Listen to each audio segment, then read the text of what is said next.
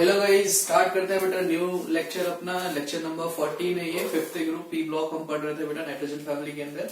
तो जो next topic है it is our oxides of phosphorus. देखो हमारे सिलेबस में जो ऑक्साइड्स हैं वो क्या है बेटा, P4O6 एंड P4O10 है ना। तो इन दोनों के बारे में अपन बात कर लेते हैं।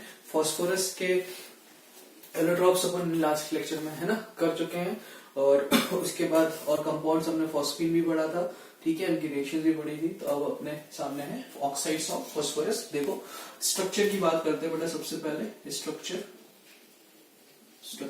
ठीक है। तो पहले मैं स्ट्रक्चर ले रहा हूँ किसका, P4O6 है ना। देखिए P4 का स्ट्रक्चर हमने पढ़ा था। क्या स्ट्रक्चर था बेटा कि 4 फास्फोरस लिए अपन ने और उनको ऐसे कोवेलेंट बॉन्ड से जोड़ दिया, ऐड कर दिया।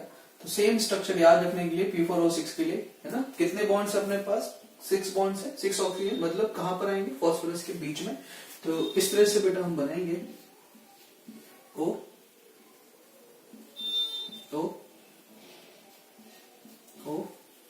और यहां पर भी अभी देखिए एक ब्रिज ऑक्सीजन यहां पर होगा और एक ब्रिज ऑक्सीजन यहां पर होगा। तो हर एक फास्फोरस पर क्या होगा बेटा, लोन पेयर। तो आप देख सकते हो P4O6 है ना, स्ट्रक्चर हो जाएगा P4O6 का। और अगर अपन सेकंड बात करें तो क्या है अपने पास, P4O10। अब P4O10 कितना एक्स्ट्रा है ना, कितने एक्स्ट्रा ऑक्सीजन आ गया बेटा। तो अपने पास 4 ऑक्सीजन और एक्स्ट्रा आ गया। वो कहाँ आ सकते हैं, तो ये जो फास्फोरस है ये पेंटावैलेंट है ना, 5 बॉन्ड बना सकता है। तो हमें क्या करना है, वही 1 2 3 4, ठीक है। पहले तो हम अकॉर्डिंगली P4O6 बना देते हैं यहाँ पर है ना, ये ब्रिज हो जाएगा ये यहाँ, ठीक है। और अब double bond O, double bond O, double bond O, double bond O, ठीक है। तो ये स्ट्रक्चर किसका हो जाएगा, P4O10 का। देखो यहाँ ऑक्सीडेशन स्टेट अगर हम चेक करें फास्फोरस की तो कितनी होगी बेटा, +3। और यहाँ ऑक्सीडेशन स्टेट चेक करेंगे तो +5। तो आप देख सकते हो समझ में भी आ रहा होगा, यहाँ से ऑक्सीडेशन स्टेट +3 है, ऑक्सीडेशन स्टेट क्या होगी बेटा, +5 है ना। तो ये तो हो गई अपनी क्या, दोनों फास्फोरस के ऑक्साइड्स के स्ट्रक्चर्स। और स्ट्रक्चर के बाद हम देखते हैं बेटा क्या, प्रिपरेशन, ठीक है। प्रिपरेशन मेथड तो बहुत आसान है। क्या देखो एक बार में देख सकते हैं। P4 हम लेंगे और इसकी रिएक्शन है ना, अगर मैंने लिमिटेड O2 से करी और एक्सेस ऑफ O2 से करी है ना। तो अगर हम लिमिटेड ऑफ O2 से करेंगे तो क्या बनेगा, P4O6 लोअर वाला ऑक्साइड। और अगर एक्सेस ऑफ O2 से कर देंगे तो P4O10 बन जाएगा है ना। ओके, और यहीं पर इनकी रिएक्शंस की बात कर लेते हैं। तो रिएक्शंस में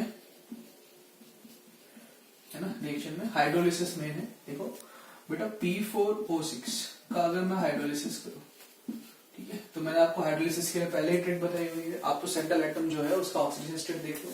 यहाँ ऑक्सीडेशन स्टेट क्या है बेटा, +3 है। फास्फोरस का ऑक्सी एसिड है ना, +3 वाला क्या होगा, H3PO3 फास्फोरस एसिड। ओके, अब P4O10 वाटर हाइड्रोलाइज करो तो कितना ऑक्सीडेशन स्टेट है, +5 वाला कौन सा होगा, तो फॉस्फोरिक एसिड, क्योंकि यहाँ पर +3 है और यहाँ पर ये +5 ऑक्सीडेशन स्टेट है, ठीक है।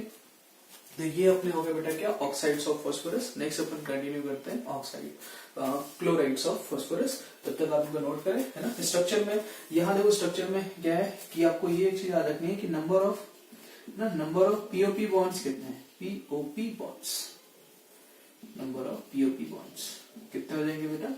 तो अपन काउंट कर सकते हैं 1 2 3 4 5 6, टोटल कितने हो जाएंगे बेटा, नंबर ऑफ POP बॉन्ड्स 6 है ना। यहाँ पर ये नंबर ऑफ POP बॉन्ड्स क्या होंगे बेटा, 6 होंगे। ब्रिज हाइड्रोजन कितना होंगे, तो ब्रिज हाइड्रोजन अपने पास है ना, ये वाली ब्रिज हाइड्रोजन है, ब्रिज ऑक्सीजन है ना, ये वाले ब्रिज ऑक्सीजन हो जाएंगे, ठीक है। तो नोट करिए फिर करिए।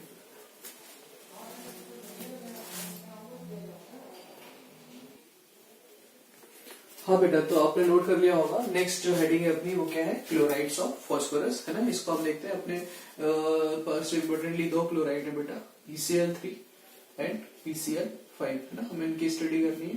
तो पहले तो अपन प्रिपरेशन देख लेते हैं। प्रिपरेशन मेथड देखिए, वही रिएक्शन होगी, P4 लेना है है ना, P4 लेना है। और लिमिटेड Cl2 अगर मैं लेगा, लिमिटेड Cl2 से रिएक्शन करूंगा तो क्या बनेगा, PCl3 बनेगा। और अगर access of Cl2, access of Cl2 के साथ रिएक्ट करते हैं तो क्या बन जाएगा बेटा, PCl5। तो P4 को Cl2 के साथ रिएक्ट करने पर ना, मतलब अपन हेडिंग लिख सकते हैं और रिएक्शन विद डाइक्लोरीन, है ना। तो ये पहला मेथड हो जाएगा। दूसरा मैं ले रहा हूं ऑन रिएक्शन विथ, है ना, सल्फर ऑक्सी क्लोराइड, ठीक है, सल्फर ऑक्सी क्लोराइड। मतलब सल्फर ऑक्सी क्लोराइड का मतलब क्या कि SOCl2, है ना, एंड SO2Cl2, SOCl2 और SO2Cl2 इन दोनों के साथ रिएक्शन है। क्या रिएक्शन है देखना कि जब हम किसकी रिएक्शन करते हैं बेटा, P4 की रिएक्शन, है ना, किससे करेंगे, SOCl2 के साथ जहां सल्फर का ऑक्सीडेशन स्टेट +4 है, और SO2Cl2 के साथ, है, जहां ऑक्सीडेशन स्टेट क्या है बेटा, +6 है। तो SOCl2 के साथ करना है और SO2Cl2 के साथ करना है, दोनों में, है ना, दोनों में क्या प्रोडक्ट बनेगा। देखो ये Cl2 है वो ज्यादा देगा, अगर ये Cl2 ज्यादा दे रहा है तो यहाँ पर क्या बनेगा बेटा, PCl5, बट यहाँ क्या बनेगा अपने पास, PCl3। ओके, प्लस क्या निकल जाएगी, SO2, बट यहाँ थोड़ा सा याद रखना पड़ेगा हमें, याद रखने वाली रिएक्शन है, ठीक है। क्या SO2 बनता है और H2Cl2 बनता है, ठीक है। तो P4 SOCl2 के साथ PCl3 बनाता है, बट SO2Cl2 के साथ P4 बनाता है। ये रिएक्शन हो जाएगी। और इसके आगे अगर हम इनकी प्रॉपर्टीज की बात करें, ठीक है, प्रॉपर्टीज की बात करेंगे, ठीक है। देखिए प्रॉपर्टीज की अपन बात करते हैं बेटा, तो किस तरह से, पहली बात ना क्या है इंपॉर्टेंट अपने लिए, अपीयरेंस, है ना, अपीयरेंस। तो अपीयरेंस से बात करें तो PCl5, है ना, PCl5 क्या है बेटा, येलो सॉलिड है, येलो सॉलिड है। और ये, है ना, ये अब ये पॉइंट इंपॉर्टेंट है कि ये PCl4+ एंड PCl6- के फॉर्म में एग्जिस्ट करता है, मतलब सॉलिड स्टेट में आयनिक फॉर्म में होगा। तो जो कैटायनिक पार्ट है वो PCl4+ और एनायनिक पार्ट है वो PCl6-। तो कभी पूछ सकते हैं कि सॉलिड स्टेट में PCl5 के कौन कौन से आयनिक फॉर्म होते हैं, मतलब कैटायनिक आयनिक पार्ट क्या है। और ये भी पूछा जा सकता है कि बेटा कैटायनिक पार्ट का हाइब्रिडेशन क्या होगा या एनायनिक पार्ट का हाइब्रिडेशन क्या होगा, तो हम इजीली निकाल सकते हैं यहाँ पर, ठीक है। ओके, अच्छा PCl3 जो है ये व्हाइट, है ना, व्हाइट लिक्विड है, व्हाइट लिक्विड है। ऐसा क्यों हो रहा है, देखिए दोनों ही मॉलिक्यूलर सॉलिड होंगे, लेकिन PCl5 का मॉलिक्यूलर वेट क्या होगा, ज्यादा। अगर मॉलिक्यूलर वेट ज्यादा है तो फोर्स अट्रैक्शन क्या होंगे बेटा, स्ट्रॉन्ग होंगे। तो इस वजह से PCl5 क्या है, सॉलिड, और PCl3 कैसा होगा बेटा, लिक्विड। स्ट्रक्चर अपन देखें तो स्ट्रक्चर, है ना, PCl5 जो होता है फॉस्फोरस, है ना, Cl, एक क्लोरीन ऊपर और एक क्लोरीन नीचे, है ना। ये होता है ट्राइगोनल बाइपिरामिडल TBP, है ना। और PCl3, तो PCl3 में यहाँ पर अपने पास एक क्या है बेटा, लोन पेयर है। तो फॉस्फोरस, है ना, Cl और Cl, और यहाँ पर क्या आ जाएगा बेटा, लोन पेयर आ जाएगा। तो ये तो हो जाएगा पिरामिडल, ठीक है। अच्छा आपने पढ़ा होगा केमिकल बॉन्डिंग में ये जो बॉन्ड्स होते हैं ये लॉन्गर बॉन्ड्स होते हैं, जिनको अपन कौन से बॉन्ड्स कहते हैं बेटा, इक्विटोरियल बॉन्ड्स, है ना, सॉरी एक्सियल बॉन्ड्स। और ये जो बॉन्ड्स होते हैं इनको हम क्या कहते हैं बेटा, इक्विटोरियल बॉन्ड्स, ठीक है। क्योंकि 120 के एंगल पर है और ये 90 डिग्री एंगल पर है। लॉन्ग बॉन्ड कैसा होगा, लॉन्ग होगा। इसे जब हम हीट करेंगे PCl5 को तो ब्रेक कर जाएगा, ब्रेक करेगा तो क्या निकलेगा बेटा, Cl2 गैस निकलेगी, Cl2 गैस निकलेगी क्योंकि वो वाला बॉन्ड कैसा है, उतना वीक है, ठीक है। तो ये प्रॉपर्टीज में आप पॉइंट नोट करिए, फिर आगे अपन कंटिन्यू करते हैं ना, पॉज करो, नोट करो।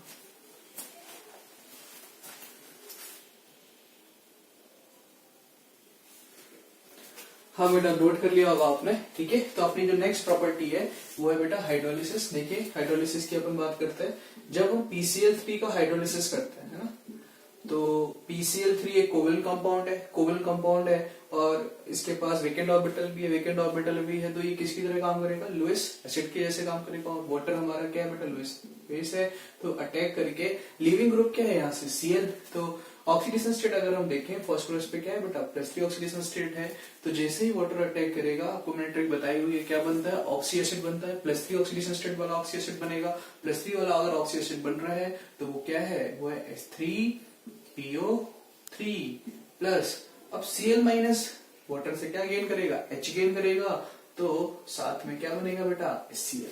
ठीक है, नेक्स्ट देखो PCl5 है ना, PCl5 को मैंने वाटर से रिएक्ट किया और कराया बेटा पार्शियल हाइड्रोलिसिस, है ना, पार्शियल हाइड्रोलिसिस।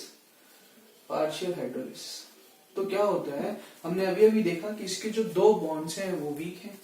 ठीक है, तो अगर मैं इसके 2 मोल से अटैक कर रहा हूं तो क्या बनता है बेटा, POCl3 प्लस HCl, है ना। वहीं अगर PCl5 का कंप्लीट हाइड्रोलिसिस किया जाए, कंप्लीट हाइड्रोलिसिस, है ना, कंप्लीट हाइड्रोलिसिस मतलब वाटर कैसे लिया है, एक्सेस में, बहुत ज्यादा वाटर है, भरपूर पानी है, तो कंप्लीट हाइड्रोलिसिस होगा।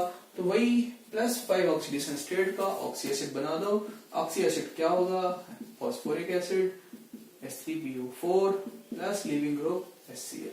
यहाँ कितने HCl निकलेंगे, तो बेटा 2, है ना, क्लियर है, क्योंकि 2 क्लोरीन अपने हटा चुके हैं, वो as a living group leave कर जाएंगे। ओके, अब अपने पास नेक्स्ट रिएक्शन है, अगर मैं PCl5 की रिएक्शन D2O के साथ करता हूं, है ना, D2O हैवी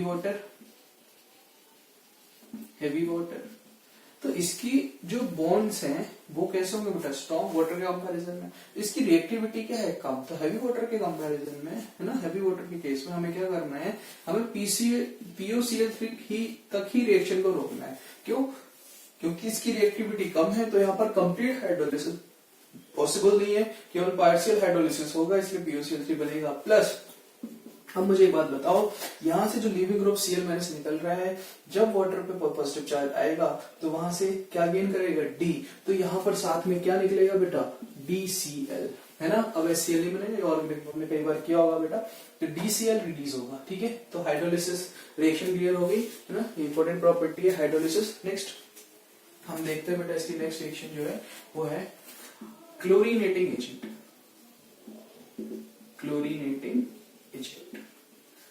देखो ये ऑर्गेनिक में आपने कई सारी रिएक्शंस करी होगी, इसमें क्या है बेटा, OH हटाते जाओ और Cl लगाते जाओ। जैसे अगर मैं अल्कोहल ले लूं, है ना, C2H5OH और PCl3 से रिएक्शन करा दो, तो आप क्या करोगे, आप यहां पर बना दोगे C2H5Cl।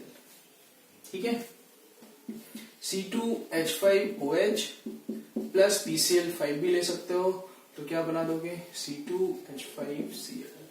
ठीक है, आप CH3COOH से भी रिएक्शन करा सकते हो, तो PCl5 की क्या बना दोगे बेटा, CH3C+OCl, एसिड क्लोराइड, है ना। तो आपको करना क्या है, OH हटाते जाना है और वहां पर क्या लगा देना है बेटा, है ना, OH हटाते जाना है और वहां पर लगा देना Cl। ऑर्गेनिक में रिएक्शंस पढ़ी होती है हमने ये वाली, क्लोरीनेटिंग एजेंट। नेक्स्ट हम देखते हैं फिफ्थ बेटा क्या है, हीटिंग इफेक्ट। देखो हीटिंग इफेक्ट, अभी मैंने आपको बताया कि PCl5 में जो एक्सियल बॉन्ड्स है वो वीक बॉन्ड्स है, तो अगर हम हीट करेंगे PCl5 को अगर हम हीट करेंगे तो हमें क्या मिलेगा, PCl3 मिलेगा प्लस क्लोरीन गैस, है ना, क्लोरीन गैस। अब ये क्लोरीन गैस दे रहा है, एक नॉन मेटल है, और लिविंग ऑफ नॉन मेटल क्या होता है बेटा, रिडक्शन। तो ये क्लोरीन सामने वाले को क्या कर सकता है, ऑक्सीडाइज कर सकता है। इसलिए हम ये बोल सकते हैं कि PCl5 एक अच्छा क्या है, ऑक्सीडाइजिंग एजेंट है ना। PCl5 एक अच्छा ऑक्सीडाइजिंग एजेंट है। तो अगर मैं मेटल के साथ इसकी रिएक्शन कराऊं, ठीक है, जैसे नेक्स्ट रिएक्शन में ले रहा हूं बेटा PCl5 विथ मेटल्स, है ना, विथ मेटल्स। तो अगर मैं Ag के साथ रिएक्शन करूंगा PCl5 की, तो क्या बनने वाला है, देखो AgCl का YPPT प्लस PCl3। तो यहाँ पर ये किसकी तरह है ना, ऑक्सीडाइजिंग एजेंट, Ag को ऑक्सीडाइज कर दिया। नेक्स्ट देखो मैंने लिया Pv प्लस PCl5, क्या बनेगा, PbCl2 प्लस PCl3। ठीक है, तो आप देख सकते हैं बहुत आसान रिएक्शन है ना। रिलेट करो, है ना, ट्रिक को अप्लाई करो और सोचो। अच्छा ये ऑर्गेनिक की रिएक्शन है बेटा, ये ऑर्गेनिक की रिएक्शन है ना। उसमें अपन पढ़ते हैं ऑर्गेनिक रिएक्शन है, OH हटाना, CH जोड़ना है, मैकेनिज्म ऑफ ऑर्गेनिक का पढ़ते हैं, ठीक है। तो इनको नोट करो फिर कंटिन्यू करते हैं।